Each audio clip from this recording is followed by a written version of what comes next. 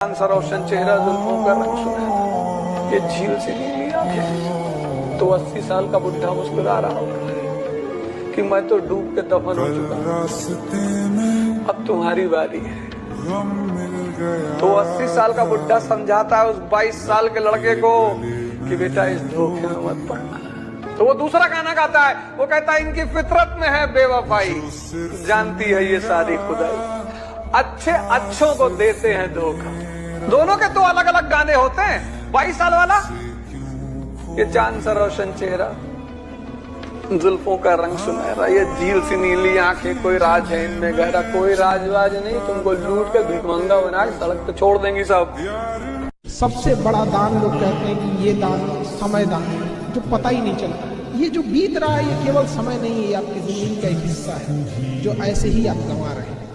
बस आपको ये लग रहा है कि समय गंवा रहे हैं, अपनी जिंदगी का एक अमूल हिस्सा गंवा रहे हैं। इसको थोड़ा सोच समझ के, वरना ये लौट के कभी नहीं आएगा। आजकल के रिश्ते भी ना ब्लूटूथ की तरह हो गए, दूरी होते ही सर्चिंग फॉर न्यू डिवाइस। बहुत क्षणिकता आ गई है ये सब चीजों। नहीं तो गरीब घर का विद्यार्थी साइड में देखते रहता है कभी हम भी रेस्टोरेंट में खाएंगे। गरीब घर का आदमी जिस रेस्टोरेंट में शीशा का गेट लग जाता है ना, उसका हिम्मत नहीं करता है ढकेल के खोल के रेट पूछ ले, उसको पता है कि ये औकात के बाहर की चीज।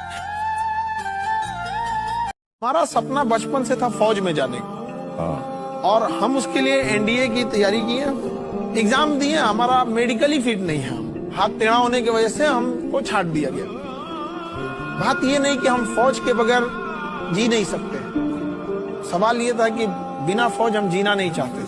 क्या बात, वाह।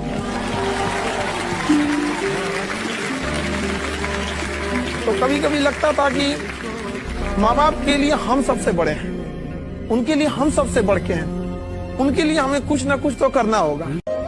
अगर कभी साथ ही खड़ा होना है तो उसके साथ खड़े हुए जिसके साथ कोई नहीं खड़ा होता है।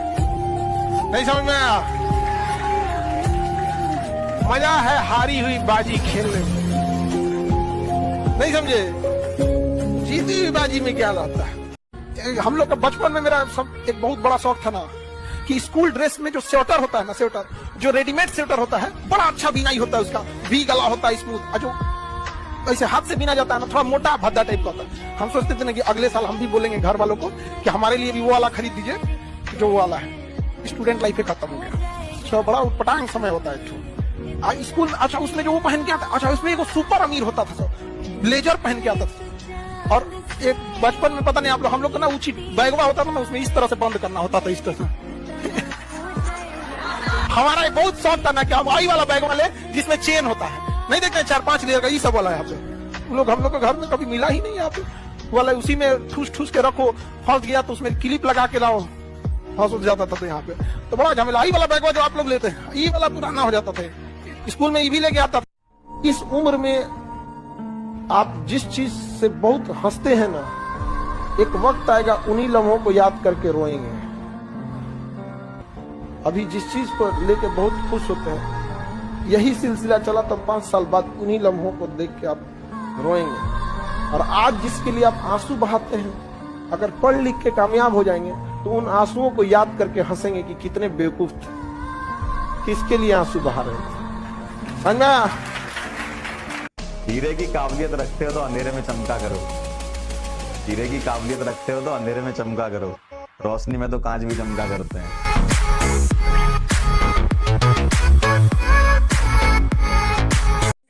कभी भी किसी के किए हुए एहसान और दिया गया दुख दोनों नहीं भूलना चाहिए। एहसान के बदले 4 गुना एहसान लौटा देना चाहिए।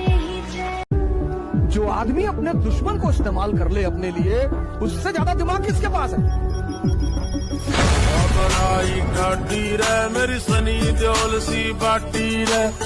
क्या तुम्हारे किसी रिश्तेदार के घर, तुम्हारे किसी दोस्त के घर, पड़ोसी के घर परेशानी है, तब जरूर जाओ।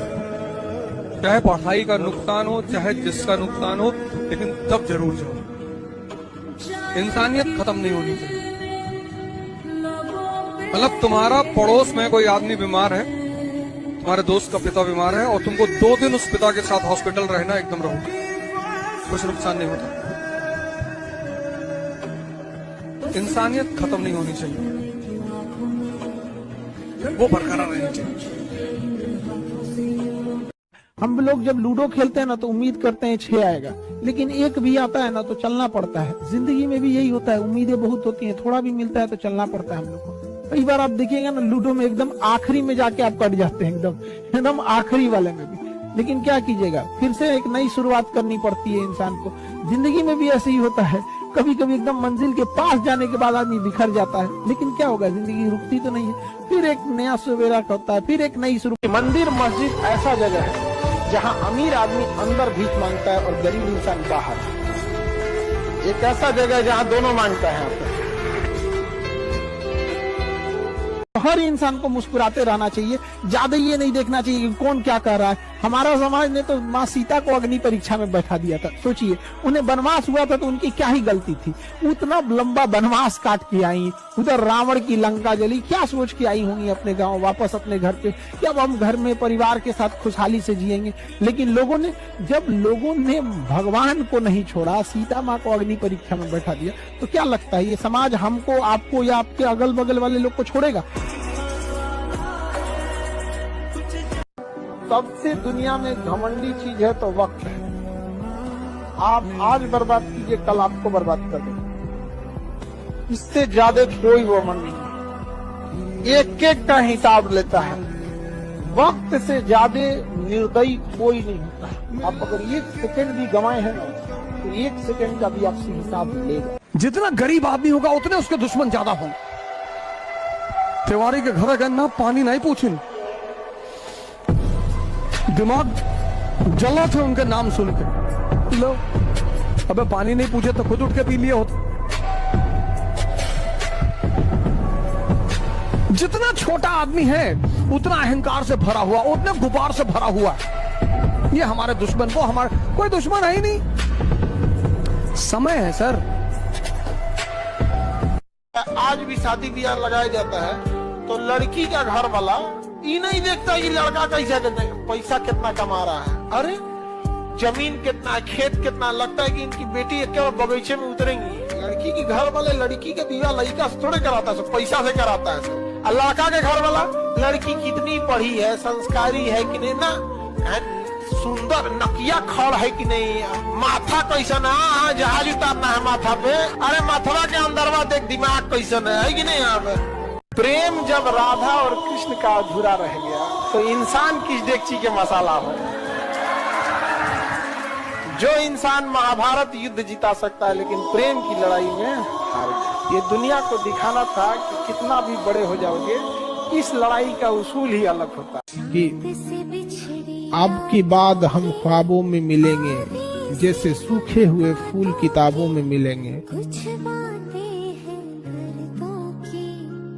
और मरने के बाद तकलीफ उसको होती है जिसे आप छोड़ के गए हैं। सोचिए किसी माँ बाप, आप एक ठो गाय भैंस पाल के लाइए ना, जिसको आप एक साल पाले होंगे, कोई खसी बकरी पाल के देखिए, कुकुर बिलार पाल के देखिए ना, 1 साल के बाद अगर वो डेथ कर जाता है तो अच्छा नहीं लगता है। माँ ने तो आपको पेट में पाला, कितनी उम्मीदों से यहाँ पर कितना, लेकिन ये पता नहीं क्या आजकल के लड़कों को हो गया है ना, शो ऑफ की दुनिया से इतना नफरत रहता है हमको, दिखावा करता है सब। लेकिन ये पता नहीं क्या आजकल के लड़कों को हो गया है ना, शो ऑफ की दुनिया से इतना नफरत रहता है हमको, दिखावा करता है सब। मत पूछिए, यहाँ पे 4 व्हीलर नया ले लेगा ना तो उसका शीशा डाउन कर देगा, अब खूब हाई स्पीड में गाना बजाएगा, कई लोग देखो कि हमरे लगे 4 व्हीलर। अरे बैल कहीं का, आपने चलाएगा इसे, ये कभी दिखावे की दुनिया में मत रहिएगा। समझ आ गया कि नहीं आ गया? चाहे जितना कामयाब हो जाइए, कामयाब जितना हो जाइए, एकदम शालीनता से रहिए कि आपके बगल वाले आदमी को जब पता चले तो दंग रह जाए, अरे बाप रे बाप, उसको तो हम अंडर एस्टिमेट कर रहे थे। जब भी रील देखने का मन करे 10-20 दंड बैठक मार दो। जब भी बेमन बेचैन हो, हंस मैथुन की तरफ भागे, 20 दंड बैठक, बस 20 दंड बैठक। दिन भर में 100-200 दंड बैठक हो जाएगा, शरीर बन जाएगी और मन डरने लगेगा।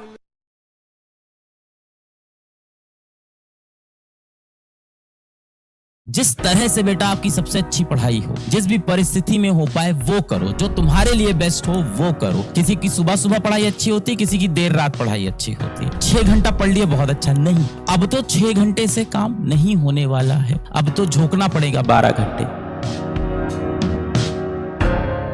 एक डायरी बना लो और उस डायरी में पहले पेज पे लिखो इवेंट 1, दूसरे पे इवेंट 2, तीसरे पे इवेंट 3। आप बेटा एक डायरी बना लीजिए, ये आपकी आखिरी डायरी होगी इस साल की, जिस पे आप अपना सब पूरा लेखा जोखा लिखने वाले हो। और इस डायरी में आप लिखोगे 240 इवेंट्स, 240 इवेंट्स। पेज नंबर 1 पे event 1, page number 2 event 2, page number 3 event 3, इस तरह से 240 इवेंट। जब आप कहते हो ना मेरे पास एक दिन बचा है, तो आप सोचते हो सुबह पढ़ाई करना शुरू करेंगे, फिर सोचते हो यार दोपहर 12 बजे से कर लेते हैं, 12 बजे सोचते हो अच्छा यार थोड़ी देर रुक जाते हैं, खाना खा के 2 बजे से आराम से बैठ के पढ़ेंगे। खाना खा के चावल का पहाड़ खा के बढ़िया नींद आ जाती, सो गए, ऐशो आराम। जिंदगी में तो बहुत पैसा है ना तुम्हारे, सब तो बढ़िया है। अब शाम को 6 बजे से अच्छे से पढ़ाई करेंगे, यानी सुबह से शाम के 6 बज गए, पर आपको अभी भी लग रहा है कि आपका दिन बचा हुआ है, आपको अभी भी नहीं लगा कि आज का दिन खराब हो गया है, जबकि आपने आधे से ज्यादा दिन खराब कर दिया है। इसीलिए डे वाइज नहीं गिनेंगे, इवेंट। अब इवेंट क्या है ध्यान से सुनो। आप सुबह उठते हो कितने बजे? मान लेते हैं आप सुबह उठते हो 8 बजे। देखिए नींद जरूरी है, सोइए अच्छे से, बढ़िया सोएंगे, दिमाग अच्छा चलेगा, सब चीज अच्छे से याद रहेगी, कैलकुलेशन आसान होगी, मेमोराइज करने में रिवीजन सब बढ़िया। 8 बजे आप सुबह उठते हो। अब मान लेते हैं कि आप सोते हो,